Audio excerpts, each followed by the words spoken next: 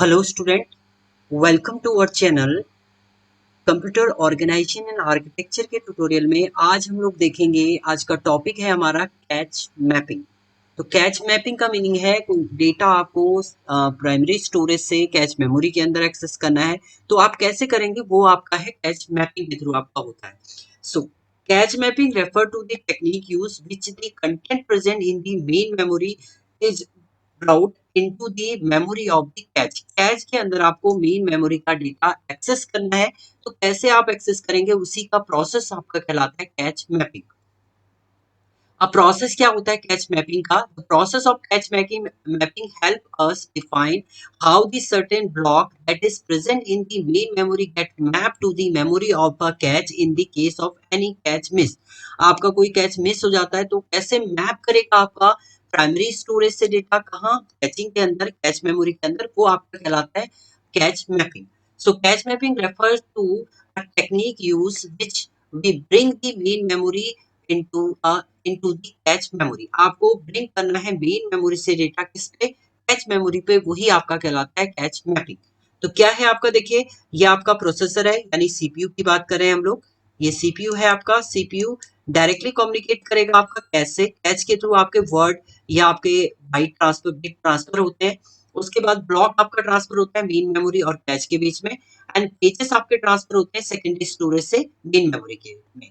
तो virtual memory mapping तो आपका किसके बीच में होता है? मेन मेमोरी और सेकेंडरी स्टोरेज के बीच में होता है। वर्चुअल मैपिंग भी बोलते हैं इसको। एंड इसको आपको स्वैप इन स्वैप आउट की कंडीशन यहाँ पर यूज होती है। स्वैप इन स्वैप आउट, अगर मेमोरी आपका फुल हो गई है तो स्वैप इन स्वैप आउट के थ्रू आप क्या कर सकते हैं, यहाँ पर वर्चुअल मैपिंग आप कर सकते हैं। बट कैच मैपिंग क्या होता है आपका कि कैच से आपने डेटा कहाँ, मेन मेमोरी से डेटा कैच मेमोरी में आपको एक्सेस करना है, then it is called as a cache mapping. Main memory gets divide into the multiple portions of equal size known as a frame और block. जो आपके equal main memory जो होती है इक्वल पार्ट्स में डिवाइड होते हैं जिनको हम ब्लॉक या फ्रेम बोलते हैं। The cache memory is actually divide into the various partition of same size as the block known as line. तो आपकी जो कैच मेमोरी होती है वो मल्टीपल पार्ट्स में डिवाइडेड होती है जिनको हम लाइन एंड क्या कहते हैं, आपके ब्लॉक्स बोलते हैं। कैच मेमोरी जो होती है या तो लाइन में डिवाइडेड होगी या आपका ब्लॉक में ये डिवाइडेड रहते हैं।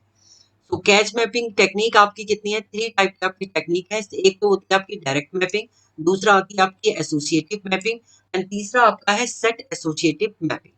तो सबसे पहले हम लोग डायरेक्ट मैपिंग की बात करेंगे। In this mapping the main memory block are directly map on to a particular cache memory line. यानी जो मेन मेमोरी आपका है डायरेक्टली मैप करेगा किसके? कैच मेमोरी की लाइन पे।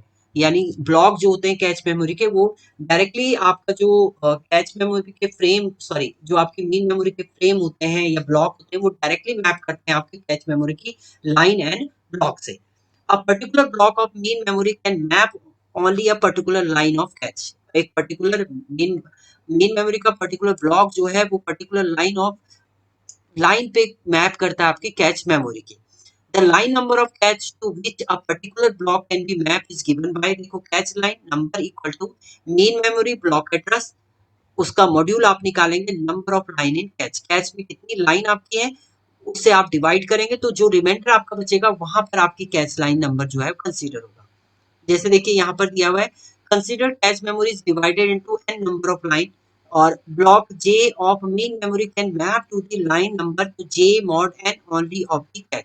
इतने ही लाइन पे आपकी मैप कर सकती है, यानी इसमें रिमाइंडर आपका जो फाइंड आउट होगा उसके अकॉर्डिंग वो आपका मैप करेगा। तो जैसे देखिए यहाँ पर आपने लिखा line J mod N, total number of N कितने हैं आपके यहाँ पर, टोटल नंबर ऑफ आपने लाइन कितनी की है वो आपका आ जाएगा और ब्लॉक आपका उससे मॉड निकालेंगे आप, तो जो आएगा आपका रिमाइंडर बचेगा वहां पर आपका ये ब्लॉक जो है वो जे आपका लिंक करेगा। सो ये डायरेक्ट मैपिंग होती है आपकी। कैच मेमोरी है, मेन मेमोरी डायरेक्टली आपका मैप कर रहा है थ्रू मॉड ऑपरेटर।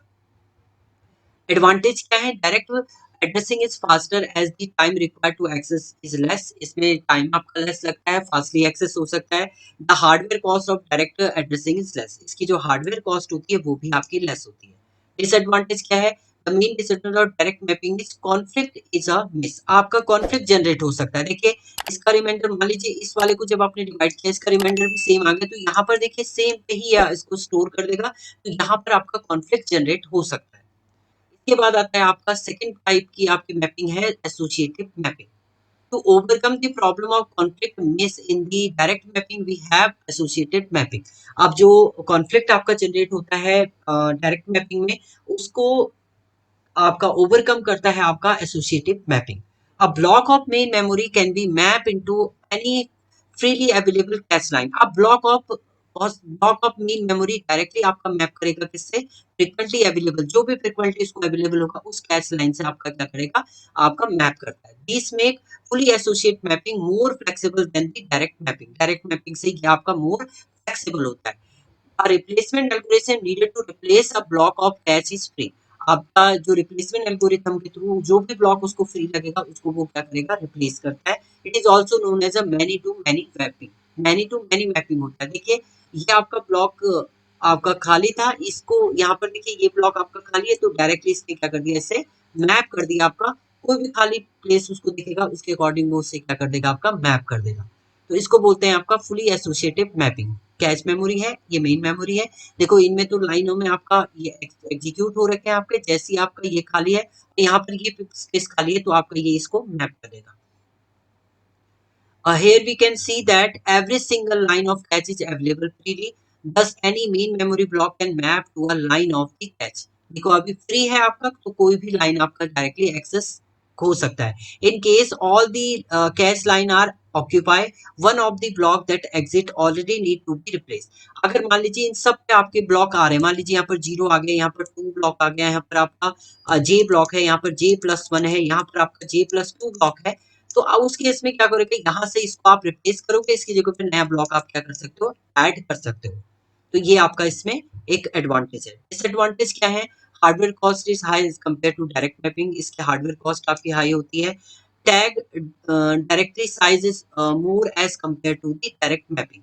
इसका डायरेक्टली साइज जो होता है वो टैग डायरेक्टली साइज जो है वो मोर होता है as compare to direct mapping. इसके बाद आता है आपका set associative mapping.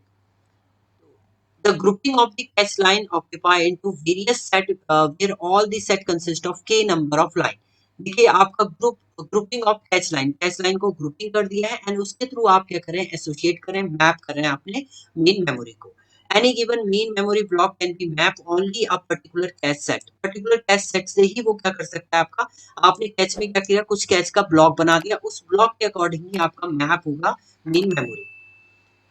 However, within that every set the block of memory can map any cache line that is freely available। जो भी कैश लाइन उसको freely available मिलेगा, ग्रुप ऑफ लाइन उसको वो मैप करेगा। The cache set to which a certain main memory block can map is basically given। अब देखो कैसे वो करता है, आपका cache set number equal to block address of the main memory. Main memory का जो ब्लॉक का एड्रेस क्या है वो mod total number of set present in the cache. Cache में टोटल नंबर ऑफ सेट आपके कितने हैं, देखो इसमें आपने इन दोनों का एक सेट बना दिया, इन दोनों का एक सेट बना दिया है।